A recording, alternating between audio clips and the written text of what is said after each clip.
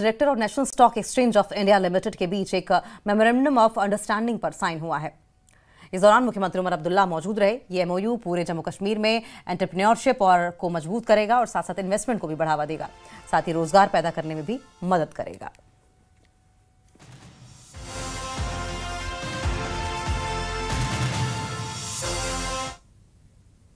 Shri Mata Vaishno Devi shrine board के तहत आने वाले मेडिकल कॉलेज में एमबीबीएस सीटों के आवंटन को लेकर शिवसेना बाला साहेब शिंदे ग्रुप के जम्मू कश्मीर अध्यक्ष अश्विनी गुप्ता ने कड़ा ऐतराज जताया और गठित माता वैष्णो देवी संघर्ष समिति को अपना पूरा समर्थन देने की बात कही। मीरा साहिब में आयोजित एक पत्रकार वार्ता के दौरान शिवसेना बाला साहेब शिंदे ग्रुप के जम्मू कश्मीर अध्यक्ष अश्विनी गुप्ता ने कहा कि श्री माता वैष्णो देवी श्राइन बोर्ड हिंदुओं की आस्था का केंद्र है और श्राइन बोर्ड के अधीन आने वाले मेडिकल कॉलेज में एमबीबीएस सीटों में हिंदू समुदाय के विद्यार्थियों को ही नजरअंदाज किया गया। जो माननीय गवर्नर साहब ने 50 सीटें का लॉन्च किया, जिसमें 42 सीटें दूसरे समुदाय लोगों की दी गई हैं और 8 सीटें हमारे समुदाय लोगों को दी गई हैं। मैं प्रार्थना करता हूं गवर्नर साहब से कि जितने भी हिंदू संगठन हैं सब एकता कर बैठे हुए हैं। ये जो आपने ऑर्डर निकाला है इस ऑर्डर को कैंसिल करें और हमारी आस्था को ठोस पहुंच रही है कि पैसे हमारे लोगों के तो ले कोई लोग रहे हैं, ऐसा नहीं होगा ना, हम कतई हम इस चीज को मानेंगे। और एपेक्स बॉडी ने लोगों से 24 सितंबर की घटना पर बयान दर्ज करने की अपील की है। आपको बता दें कि लेह में एक प्रेस कॉन्फ्रेंस में एपेक्स बॉडी ने कहा कि 24 सितंबर की घटना पर कमीशन के सामने बयान दर्ज कराने की आखिरी तारीख 28 नवंबर है और लोगों को कमीशन के सामने आना होगा। साथ ही कहा कि एलबीए ने 24 सितंबर की घटना के 32 वीडियो सबूत जमा किए हैं जो अलग अलग लोगों से इकट्ठा किए गए। उन्होंने ये भी कहा कि खुद भी कमीशन के सामने अपना बयान दर्ज कराया है। और ये जो जुडिशल कमेटी अभी बनाया है गवर्नमेंट ने उसके बारे में है और अभी सिर्फ 4 दिन रहा है। 28 नवंबर को आखिरी दिन है, तो उससे पहले जो भी लोगों ने किसी ने कुछ देखा हो या वीडियो हो उसको कमीशन के सामने डिपोज करने के लिए सिर्फ 4 दिन रहा है। और हम आवाम से ये याद दिलाने के लिए कि अभी ज़्यादा वक्त नहीं बचा है, तो ये हम प्रेस कॉन्फ्रेंस से कर रहे हैं और लद्दाख के सभी लोगों से अपील कर रहे हैं कि किसी ने कुछ 24 सितंबर को जो किसी ने आंखों से देखा होगा या वीडियो होगा, कुछ भी होगा, तो हम उनसे अपील करते हैं कि कमीशन के सामने जाके उनको डिपोज करना चाहिए। उसके लिए एक प्रॉपर तरीका है, वो एफिडेविट की सूरत में होना चाहिए, तो वो सबको करना चाहिए। यही हम एपेक्स की तरफ से अपील करते हैं। विश्वनाथ के विधायक डॉक्टर राजीव भगत ने रेहाल से शाहपुर तक बनने वाली सड़क के निर्माण कार्य का विधिवत शुभारंभ किया। इस महत्वपूर्ण सड़क परियोजना की लगभग 31 लाख रुपए की लागत बताई जा रही है। निर्माण कार्य शुरू करवाते हुए डॉक्टर भगत ने कहा कि इस सड़क से क्षेत्र के हजारों ग्रामीणों को आवाजाही में फायदा पहुंचेगा और ये सड़क स्थानीय विकास को नई गति देगी। लोगों की पुरानी डिमांड थी, जब मैं रिहाल में आता था लोगों की एक ही होती थी कि जहाँ से रोड जो जल्द से जल्द बननी चाहिए, और आज हमने सबने मिलकर इसकी इनॉग्रेशन की है। इसके लिए मैं रिहाल के लोगों को इसके लिए बहुत बहुत मुबारकबाद देता हूँ। और इसके साथ भी मैं अपने जो PMGSY जी के जो हमारे साथ AEE हैं फरीद जी, उनको भी मैं इसके लिए अप्रिशिएट करूँगा। उन्होंने काफ़ी अच्छा इनिशिएटिव लिया और इसका टाइम काम जो शुरू करवाया। और मैं PMGSY जी को जितना भी डिपार्टमेंट से अपील भी करूंगा कि ये काम अच्छी तरह से किया जाए, क्योंकि ये काम बार बार नहीं होते हैं। और अपने हाल के जो जितने परमानेंट लोग हैं उनसे भी अपील करूंगा वो भी इस पर पूरा नज़र रखें कि। और श्रीनगर पुलिस ने शहर भर में केमिकल और फर्टिलाइजर की दुकानों की पूरी तरीके से जांच की है। ये जांच हरवान, लाल बाजार, चनापुरा, राजबाग, आरिमबाग, MRगंज, सफाकतदल, जातीबल, हजरतबल, निगीन, सद्दार, खानियार और दूसरे पुलिस स्टेशनों के एरिया में हुई। इस ड्राइव का मकसद गैरकानूनी कामों के लिए केमिकल और फर्टिलाइजर्स के गलत इस्तेमाल को रोकना और ये पक्का करना कि सभी डीलर सुरक्षा और डॉक्यूमेंटेशन नियमों का पालन करें।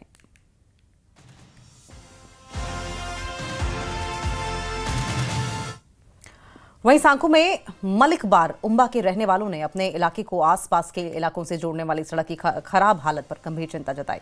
सड़क इतनी खराब हो गई कि इस पर आसानी से सफर नहीं किया जा सकता, जिससे आने जाने वाले स्टूडेंट्स, मरीजों और आम लोगों को रोजाना परेशानी होती है। स्थानीय लोगों ने कहा कि बार बार अपील करने के बाद भी अब तक कोई ठोस कदम नहीं उठाया गया। उन्होंने बताया कि सड़क अभी भी खराब और सुरक्षित है, खासकर इमरजेंसी और खराब मौसम के दौरान।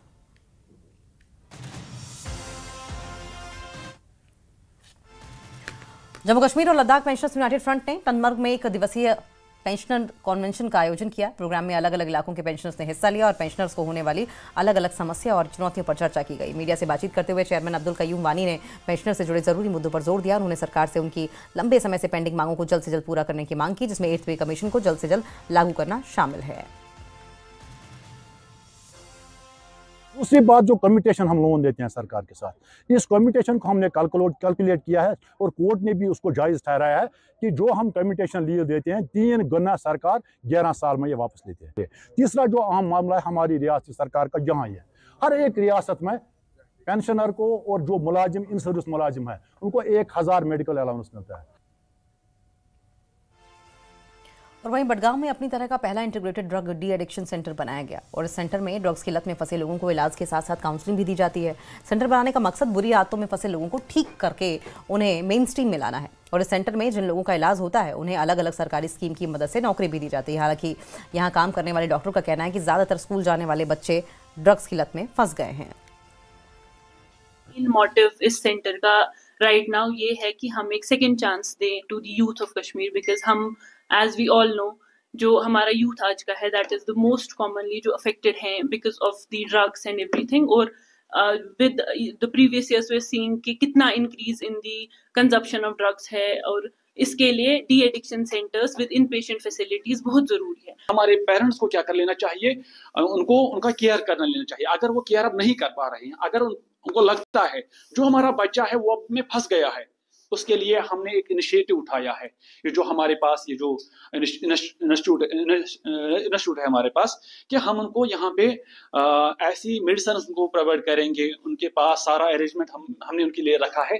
वो यहाँ पे आएंगे और हम उनको यहाँ पे मतलब पूरा ट्रीटमेंट कराएंगे अच्छे से। पूरी फैसिलिटी हमने रखी है फ्री ऑफ कॉस्ट। और वहीं बिश्ना के सदोत्रा और चारक बिरादरी के कुलदेवता दाता रणपत देवस्थान दाता तालाब में 30 नवंबर को आयोजित होने वाले अर्धवार्षिक मेले की तैयारियों को लेकर एक महत्वपूर्ण बैठक आयोजित की गई। ये बैठक कमेटी के प्रधान सुखदेव सिंह चारक की अध्यक्षता में संपन्न हुई, जिसमें मेले की व्यवस्थाओं, श्रद्धालुओं की सुविधाओं और कार्यक्रम की सुचारू रूपरेखा पर विस्तार से चर्चा की गई। जी साड़ी मीटिंग का एजेंडा है वो यह है कि जड़ियाँ साड़ी मेल आवे 3 तरीक वो डिप्टियाँ लानियाँ सारी साड़ी जी कमेटी मैक्सिमम आई दी और अस जी सारिया कमेटियाँ लाई दियाँ अपनी अपनी सारे आया रिक्वेस्ट की कि अपनी अपनी जो 3 तरीक अपने डिप्टियाँ संभालो और दास देव का काम करो ताकि जोड़ा सारा मेन मकसद है मेल का वो पूरा हो सके। वहीं रेवेन्यू अधिकारियों ने नरस्तान त्राल में खेल का मैदान बनाने के लिए ज़मीन की पहचान की, जिससे कि स्थानीय खिलाड़ियों और युवाओं में बहुत खुशी है। इलाके के लोग और युवा पिछले कई सालों से खेल का मैदान बनाने की मांग कर रहे थे ताकि स्थानीय स्तर पर खेलों को बढ़ावा दिया जा सके। स्थानीय लोगों के अनुसार रेवेन्यू डिपार्टमेंट ने सोमवार को आधिकारिक तौर पर ज़मीन की पहचान पूरी कर ली है, जिसके बाद संबंधित विभाग, ब्लॉक डेवलपमेंट ऑफिस जल्द ही निर्माण कार्य शुरू कर देगा। स्थानीय युवाओं और पंचायत प्रतिनिधियों ने इस फैसले के लिए एलजी प्रशासन, खासकर डिप्टी कमिश्नर पुलवामा को धन्यवाद दिया। हुकूमत की तवज्जो का मरकज़ ये चीज़ अभी बनी है जम्मू कश्मीर में, वो ये है कि लोगों को नेगेटिव एक्टिविटी से दूर, खासकर जिसमें अभी ड्रग एडिक्शन का है। आपको पता है पूरी कंट्री में इसके खिलाफ बड़े पैमाने पे जंग लड़ी जा रही है और उसी के साथ साथ हमारी यूटी में भी, हमारी यूटी एडमिनिस्ट्रेशन का ये फोकस है कि यहाँ के बच्चों को, नौजवानों को जो ये ड्रग्स की लत लगी है इससे दूर रखा जाए, नशे की लत। उसमें प्राइमरी इंटरवेंशन स्पोर्ट्स लेवल का है कि यहाँ के बच्चों को स्पोर्ट्स में ज़्यादा से ज़्यादा एंगेज किया जाए ताकि उनका वो टाइम बच जाए और बेकार एक्टिविटीज़ में वो ना जाए। उसी सिलसिले की एक कड़ी है। यहाँ पे हमें भी एक मौका मिला, इस बार लोगों ने हमें अप्रोच किया तो आप लोगों की तरफ से ही कुछ जवान फिर गए थे हमारे डिप्टी कमिश्नर साहब के पास, तो उन्होंने भी वहाँ से हम पे वो मार्क करके देखा कि सूटेबल एक पैच देखा जाए यहाँ पे नारस्तान में, जिसमें एक स्पोर्ट्स ग्राउंड बनाया जाए। जो यहाँ पे हमारी डिमांड थी प्ले ग्राउंड के रिगार्डिंग, वो काफ़ी अरसे से थी, ऑलमोस्ट एक डिकेड से थी, बट डिफरेंट इश्यूज आ रहे थे लैंड डिमार्केशन के रिगार्डिंग। तो फाइनली अप्रूव हो गया है। इसके रिगार्डिंग हम we are very thankful to LG साहब और जो हमारे रेस्पेक्टिव डीसी साहब है, तहसीलदार साहब एंड बीडीओ साहब, और जिन्होंने आज जो हमारी डिमांड है वो फुलफिल, तो आज इसका इनॉग्रेशन छोटे से ब्रेक के लिए रुकेंगे।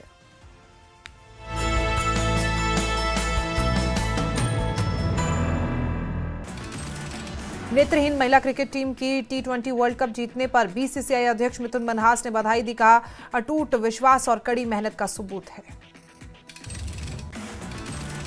एजी मनोज सिन्हा की अध्यक्षता में जम्मू में हुई high level security meeting.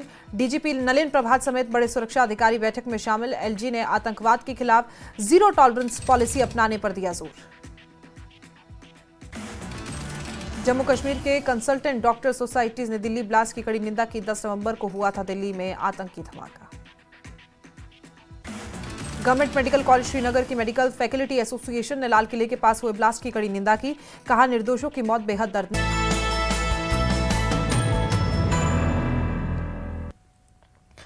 Pulwama police ने ऑनलाइन सुरक्षा और बढ़ते साइबर खतरों के बारे में बताने के लिए साइबर अवेयरनेस प्रोग्राम आयोजित किया और इस दौरान अधिकारियों ने मौजूद लोगों को डिजिटल धोखाधड़ी, फिशिंग, पहचान की चोरी और सोशल मीडिया के सुरक्षित इस्तेमाल के साथ साथ जरूरी साइबर हाइजीन तरीकों के बारे में जानकारी दी।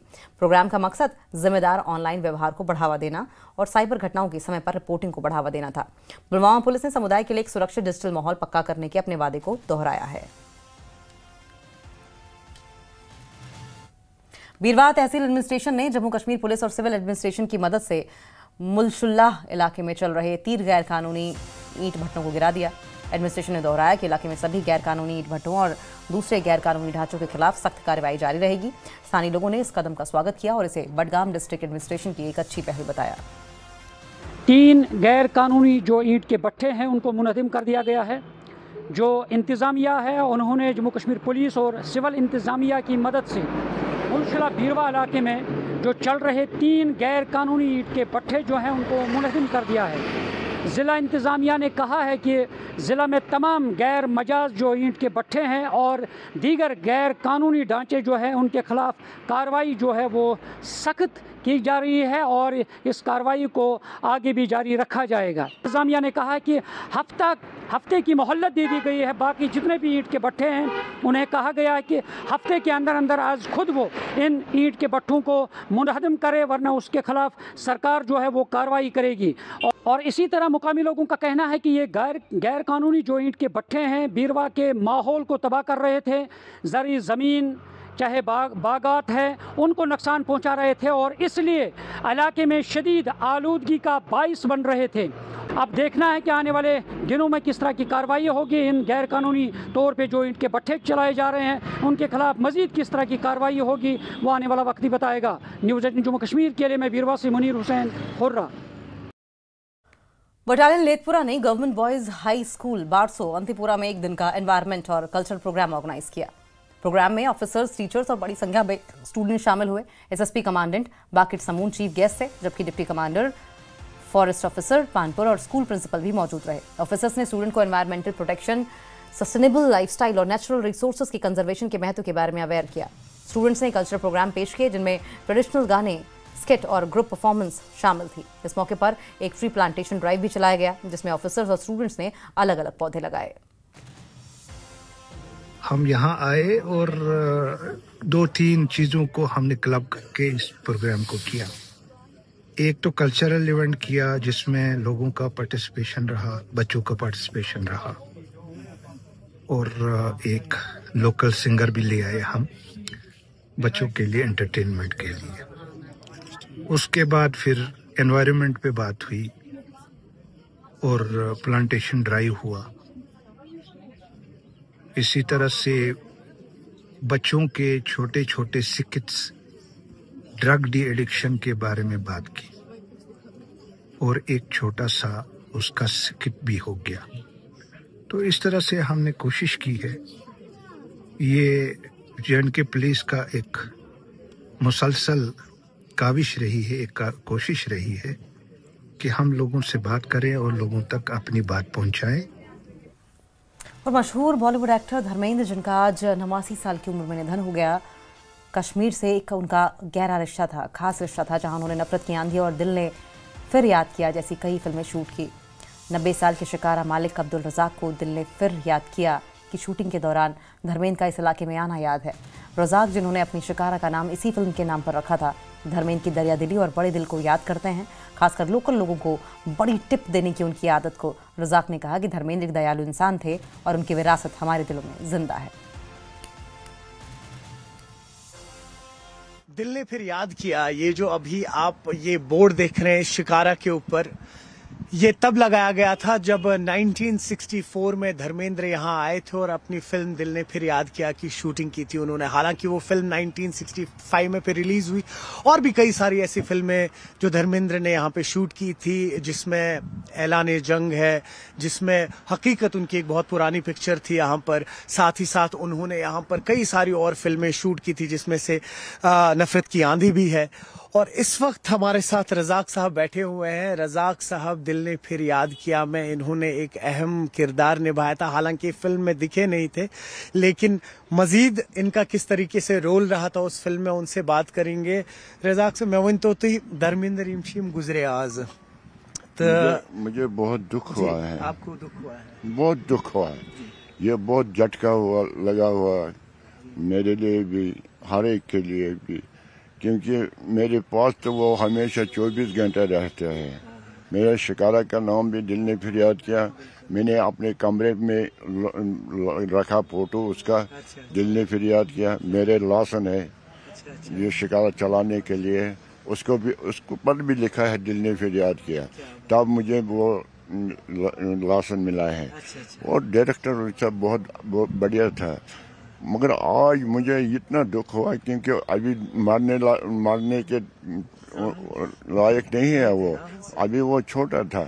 मेरे ख्याल में तो बहुत मुश्किल पड़ा है, ये धक्का लगा है, सब लोगों को धक्का लगा है।